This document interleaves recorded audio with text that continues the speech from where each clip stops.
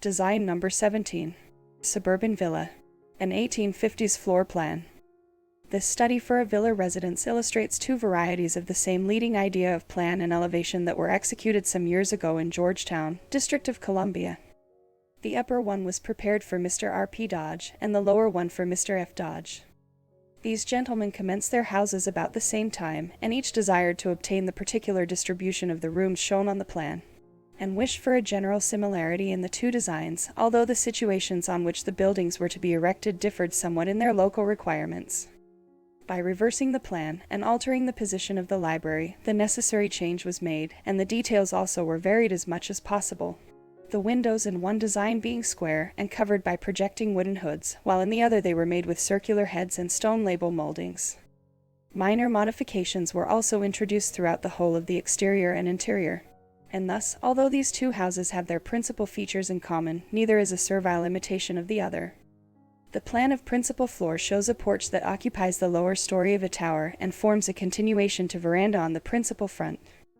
The main hall, lighted from this porch, is of liberal dimensions and leads to a drawing room that is provided with windows opening onto the front veranda and with a handsome bay at the farther end. There is also a means of access from this room to a more retired piazza or ombra on the other side of the house.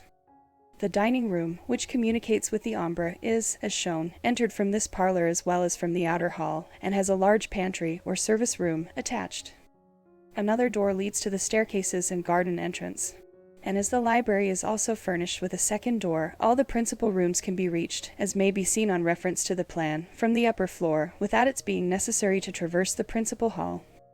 An arrangement of this sort is calculated to add much to the privacy of the inmates of any country house, and is well worth securing when it can be obtained, as in the present case, without sacrifice of convenience in other respects. An easy, well-lighted principal staircase is provided, and a separate flight for the domestics. This latter communicates with the kitchen and offices, which are planned, according to instructions, in the basement. On the second floor will be found one large bedroom, with a dressing room attached, 3 other roomy chambers, 1 smaller bedroom, and a bathroom, water closet, and linen press. Another pleasant spare room in the upper part of the tower is reached by continuing the private staircase into the attic, which affords a large open garret space, lighted from the gables. When these houses were first planned, it seemed to be the intention of both proprietors to carry them out in a very simple and economical way. And as the season was a good one for building, it was roughly calculated that they might cost about $8,000 or $9,000.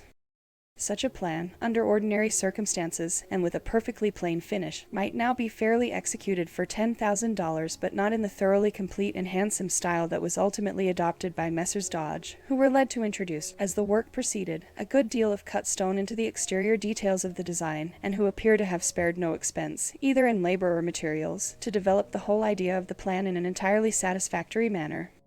As the distance from Newburgh was so great, the works were not superintended by the architects, and I therefore wrote to Mr. F. Dodge, when contemplating the publication of this work, and requested him to furnish me, if possible, with some particulars as to the actual cost of these houses, and also with any suggestions for improvement that had occurred to him after a year or two's personal occupation of his own residence. His reply is as follows. Georgetown, June 3, 1854. Dear Sir, I have received your letter of the 31st, and will comply with pleasure with your request. The plans are with our builders. I will get them, and send by express or mail in a day or two. I mean my brother's as well as mine. We find the cost of our houses to be much beyond what Mr. Downing led us to expect, say about $15,000 each. Yet we have fine houses, and very comfortable and satisfactory in every respect. They are much admired. We built them in the very best manner, of the best materials. They would now cost more from the increased price of labor and materials. Yours truly, F. Dodge.